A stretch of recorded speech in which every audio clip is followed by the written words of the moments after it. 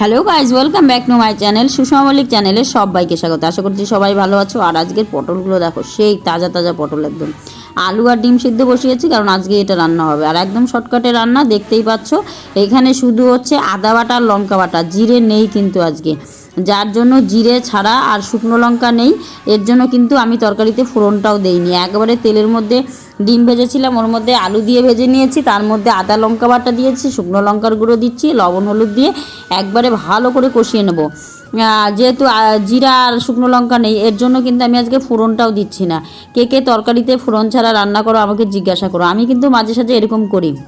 হ্যাঁ, ফোড়ন ছাড়াই কিন্তু রান্না করে দেই। কি করব, কিচ্ছু করার নেই। এখন কোথায় যাব, কি আনতে যাব, আর তাড়াহুড়ো আছে, খুব তাড়াতাড়ি বেরোতে হবে। তারপর দেখো একটু গরম মশলারও গুঁড়ো দিলাম, কারণ হচ্ছে গিয়ে ডিমের ঝোলে একটু গরম মশলা গুঁড়ো না দিলে ভালো লাগে না। আর ডিমের ঝোলটা কিন্তু আমাকে পেঁয়াজ রসুন দিয়ে একদমই ভালো লাগে না, আমি পেঁয়াজ রসুন ছাড়াই করি, একদম প্লেনভাবে। আর এইভাবে ডিমের ঝোল, আর শীতের দিন যদি হতো একটু ধনেপাতা দিতাম, ব্যাস, আর কিচ্ছু লাগবে না। আর এইভাবে প্লেন ডিমের ঝোল পাতলা করে খুব ভালো লাগে কিন্তু খেতে। আর পটলগুলোকে কিন্তু আমি ভেজে রেখেছি আগেই। যাই হোক, আর এই দেখো ডিমটাকে কিন্তু খুব সুন্দর করে কষিয়ে নিয়েছি।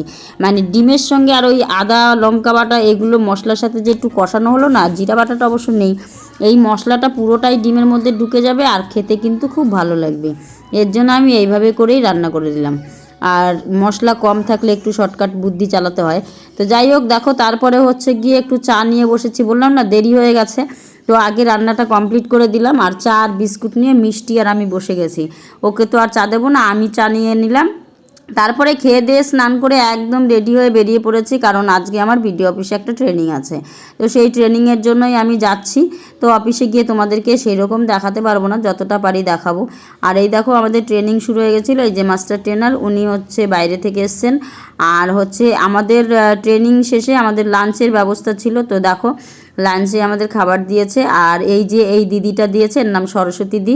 যাই হোক, তারপরে হচ্ছে গিয়ে দেখো সবাই অনেকে খেয়েছে বসে, তো আমরা একটু অফিসিয়ালি কিছু কাজ ছিল সেইগুলো কমপ্লিট করলাম, করে টোরে কিন্তু বাড়ি চলে এসেছি। ওখানে বসে খাইনি, এই যে আমরা 3 সিএসপি আছি এখানে, চপলা, মৌসুমি আর আমি। আর দেখো বাড়ি চলে আসছি, আসার পথে অনেকগুলো বাজার করেছি। কি কি বাজার করেছি সেইগুলোই তোমাদেরকে দেখাবো। আর কারণ হচ্ছে একা একা ছিলাম দেখে আর ভিডিও করতে পারিনি। আর বাড়ি আসতে অনেকটা আর মেঘলা, আর কেমন ঝিরিঝিরি বৃষ্টি পড়ছিল।